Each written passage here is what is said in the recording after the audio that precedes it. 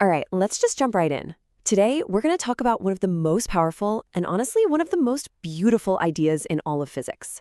It's this single concept that acts like a secret engine, driving the creation of, well, everything, from the very structure of spacetime to the complexity of our own cities.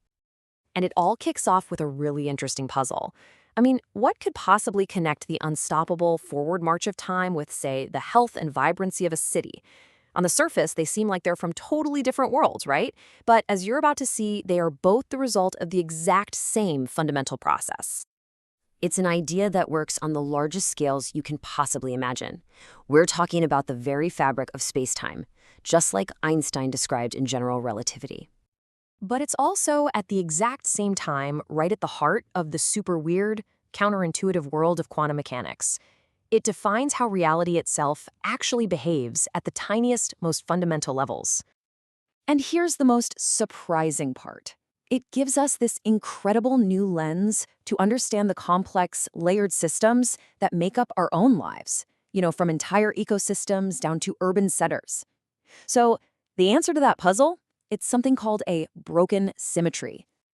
But okay, before we can really get what it means for a symmetry to be broken, we first have to talk about what a perfect symmetry even is.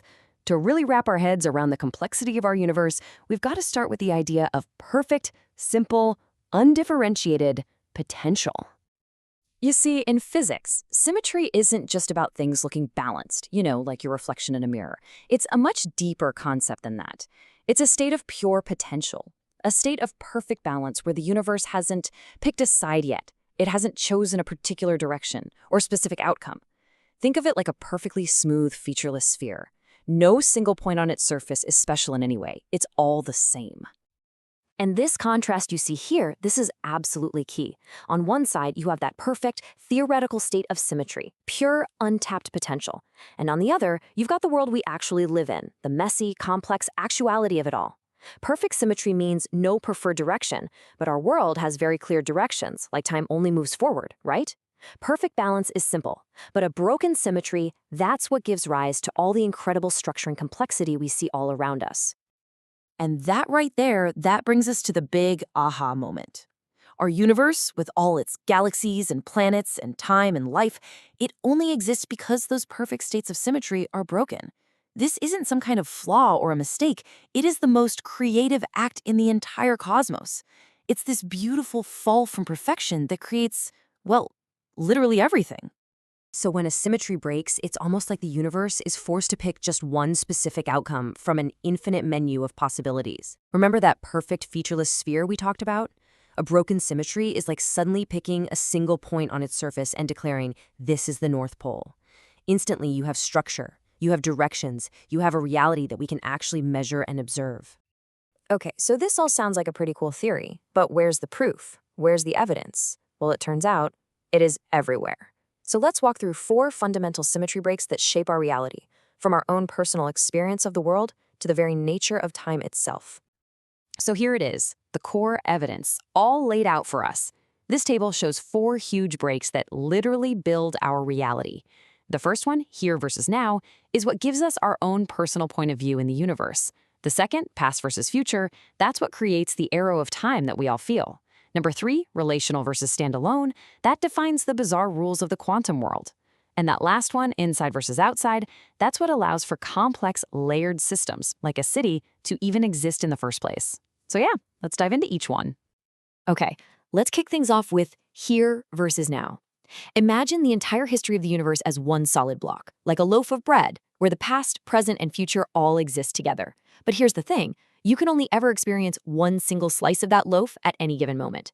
That slice is your now. So this symmetry break is what separates our local view of space, that's the 3D slice, from time, which is just the experience of moving from one slice to the next. This is what creates your unique perspective, your personal here and now, as you travel through the cosmos.